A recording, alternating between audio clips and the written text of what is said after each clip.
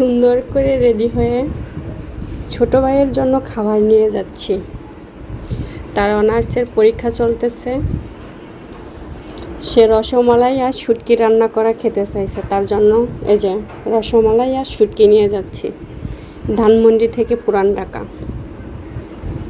সাথেই থাকুন, দেখতে পাবেন। বাসা থেকে বের হয়ে এসে এখন মেট্রো স্টেশনে যাচ্ছি। দেখি কয়টার ট্রেন পাই। হেঁটে হেঁটে যাচ্ছি। অবশেষে মেট্রো রেল চলে আসলো।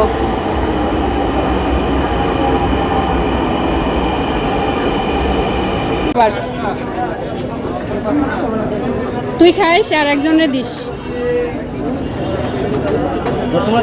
ওরে দিতা না? হ্যাঁ,